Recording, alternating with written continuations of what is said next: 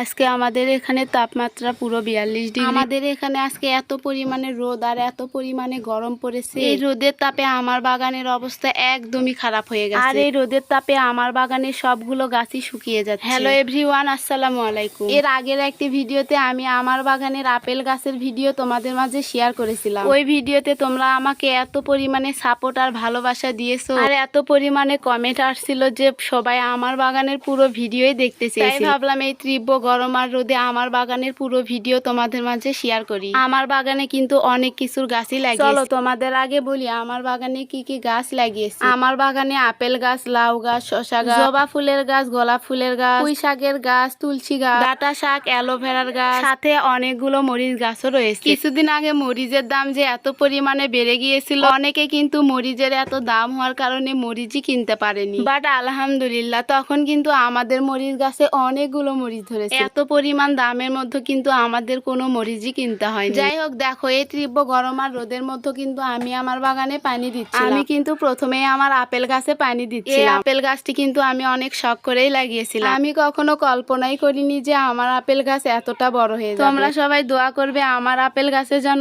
অনেকগুলো আপেল ধরে। আর হ্যাঁ, আপেল ধরলে যাতে আমি তোমাদেরকেও খাওয়াতে পারি। যাই হোক, আমি কিন্তু এক এক করে আমার বাগানে সবগুলো গাছে পানি দিচ্ছি। 2 দিন আগে আমাদের এখানে যখন বৃষ্টি হয়েছিল তখন আমার বাগান দেখতে এত পরিমাণে সুন্দর লাগছিল যে তোমাদেরকে আর কি বলবো। আমি তো এত খুশি হয়েছিলাম। তোমরাই বলো, বাড়ির সামনে যদি এত সুন্দর একটি বাগান থাকে তাহলে বাড়ির পরিবেশটা কেমন হবে। সত্যি কিন্তু অনেক সুন্দর লাগে দেখতে, তাই না? যখন আমার বাগানের গোলাপ ফুল আর জবা ফুল একসাথে ফোটে তখন মনে হয় আমাদের বাড়ির পরিবেশ আর সৌন্দর্য দ্বিগুণ বাড়িয়ে ওঠে। আমার অনেক দিনেরই একটি ইচ্ছা ছিল আমার রুমের সাথে একটি ছোট্ট বাগান থাকবে, সেই বাগানে ফুল দিয়ে ভর্তি থাকবে। আমি সেই দিনটির জন্য অনেক দিন ধরে অপেক্ষা করতেছিলাম। আলহামদুলিল্লাহ আমার আশা কিন্তু পূর্ণতা পেয়েছে। বাড়ির সামনে এরকম ছোট্ট একটি বাগান থাকবে, সেই বাগানে গাছ ভর্তি ফুল থাকবে। কার কার ইচ্ছা আছে অবশ্যই কমেন্টে জানি। যাই হোক, এই তীব্র গরম আর রোদে আমার মা কিন্তু বাহিরে ধান শুকাইতে দিয়েছিল। আর এই ঠাটা পড়া রোদের মধ্যে আমি কিন্তু ধানগুলো উল্টিয়ে দিচ্ছিলাম আর আমার মা এদিকে একটি ধান তুলতেছিল। এই তীব্র 42 ডিগ্রি তাপমাত্রায় আমাদের ধান কিছুক্ষণের মধ্যেই কিন্তু শুকিয়ে গেছে। এই তীব্র রোদের মধ্যে কাজ করা যে কতটা কঠিন মায়েরা ছাড়া কিন্তু কেউ বোঝে না। যাই হোক, এই গরমে আমাদের খামারের হাঁসগুলো কিন্তু